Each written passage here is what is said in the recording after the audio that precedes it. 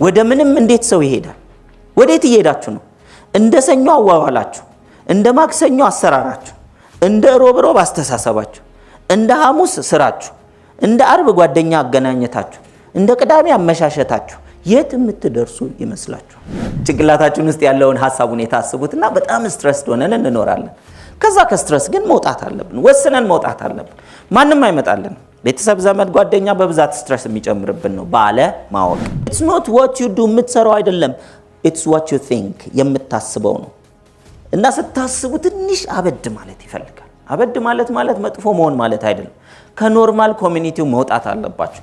ፈጣሪ ስለሚችል ይህን አስባል። ገንዘብ ሲባል ገንዘብ ለማግኘት ማሳደድ ሳይሆን ህይወትን እንደ አድቬንቸር እኮ ካላየ ነው አንድ ቦታ ስታክ እናደርጋለን። ይሄንን ነው የምሰራው፣ እንዲህ አይነት ገቢ ነው የማገኘው፣ በቃ አዲስ ነገር አልሞክርም። ሰው እኮ ከፍ ያለ ግብ ሲያስቀምጥ ለግቡ ስራ አለ፣ ለግቡ ሐሳብ አለ፣ ለግቡ ልምድ አለ አይደል? ምን ልስራ በሚለው አቋም ይዣለሁ።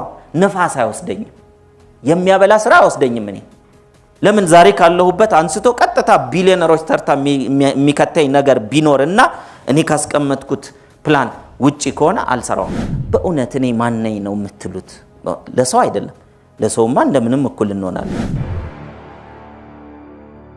ለራሳችን የምንሰጠው ቦታ ቁጭ ብለን ትሬኒንግ ስንወስድ ዝቅ ያለ መሆን የለበትም።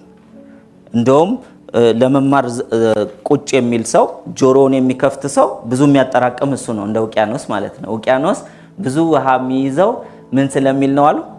ዝቅ ስላለ ነው አሉ።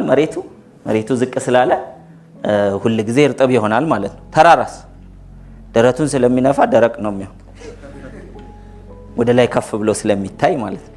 ስለዚህ ሁሉ ጊዜ በተማራችሁ ቁጥር ታላቅነታችሁ ለውስጥ እየነገራችሁ መሆን አለበት። የምንማረው ከሌሎች ዝቅ ስላለን ሳይሆን ብልጥ ስለሆነ። ከራስ ውድቀት ከመማር ብልጥ ከማን ይማራል? ከሰዎች እኮ ነው የሚማረው። ሞኝ ግን ከራሱ የሰውነት ጉድለት ሊፈጥር ይችላል። የሰውነት የአካል ጉድለት እኮ አካሉ አይደለም። ትልቁ ጉድለት የህሊና ነው።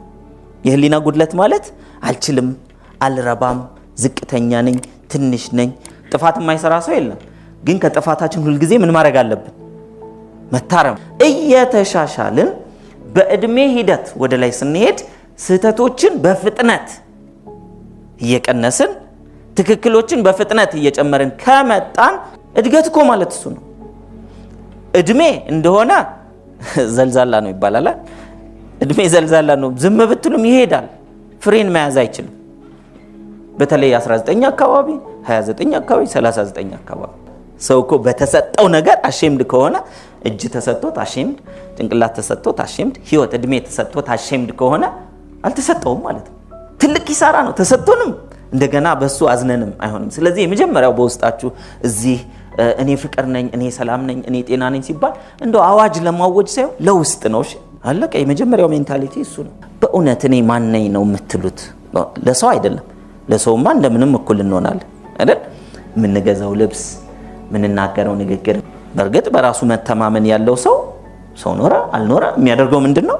በኮንፊደንሱ ልክ ነው የሚያደርገው። ብዙዎች ግን ለእይታ ነው የሚያደርጉት። ያ ደግሞ ኪሳራ ነው። አልኖርንም በዛ ሰዓት።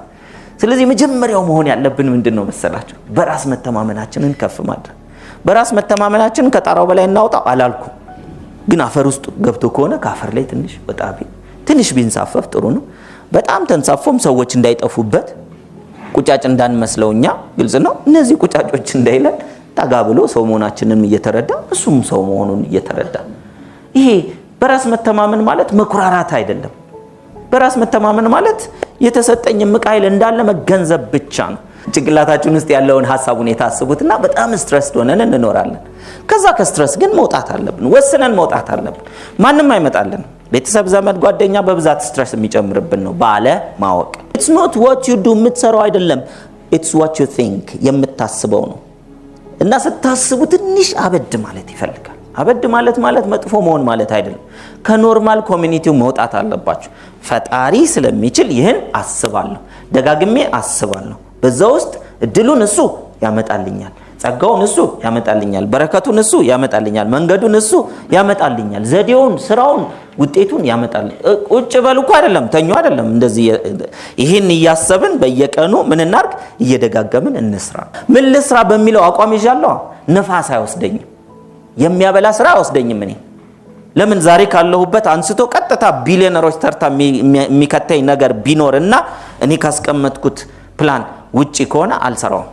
ሌሎች ስሩት እያልኩ ነው የሚሄደው። ይሰማል? ለምን? አቋም እንዲኖረን።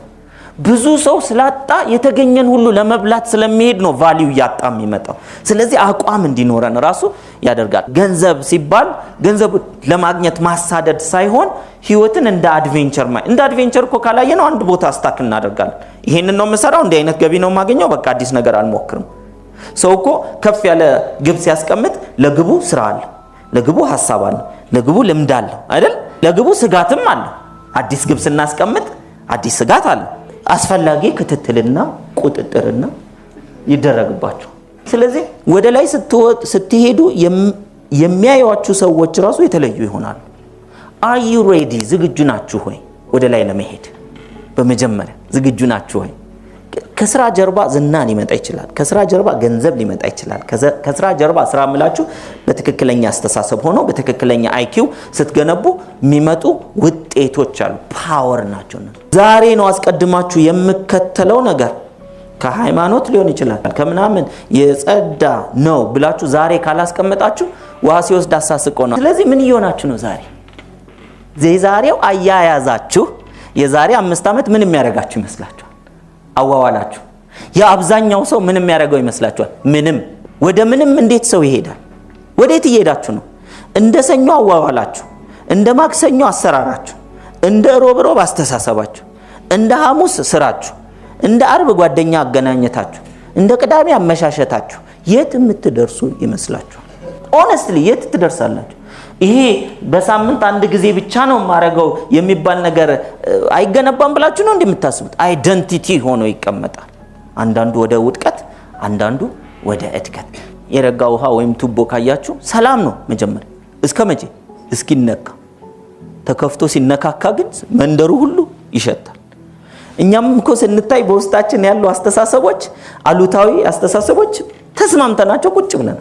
ለምሳሌ በየቀኑ ስለ ሀገር ማማረር፣ ስለ ጓደኛ ማማረር፣ ኮምፕሌን ማድረግ፣ በየቀኑ ድብርት፣ በየቀኑ ኔጌቲቭ ወይም ደግሞ አሉታዊ የሚባሉ ተግባራት ውስጥ ማድረግ ተስማምቶን እንኖራለን።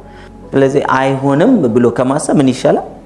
ይሆናል። መቼም ለስልጠና ከመጣና አይቀር ይሆናል ብሎ ማሰብ አይሻልም? ላይፍ ኢዝ አን አድቬንቸር። ተጨማሪ ግብ እያስቀመጡ ለዛ ግብ እየጓጉ መኖር አይደለም። ያለውን ኢንጆይ እያደረጉ ተጨማሪ ግብ አስቀምጦ ከህሊና ጋር መስራት።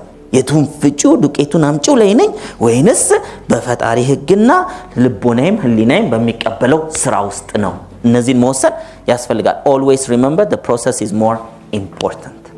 አንዳንድ ሰው ግቡን ያስብና እዚህ ጋር አተራምሶ ሰዎችን እንትን ብሎ ውጤት ላይ ለመድረስ ይሞክራል። ኖ ይሄን የተቀደሰ ማንነት በገንዘብ እየለካ ነው ማለት ነው። በትንሹ ምንም አይነት ገንዘብ እኛ ላይ ቢመጣ ከፍ አያደርገንም።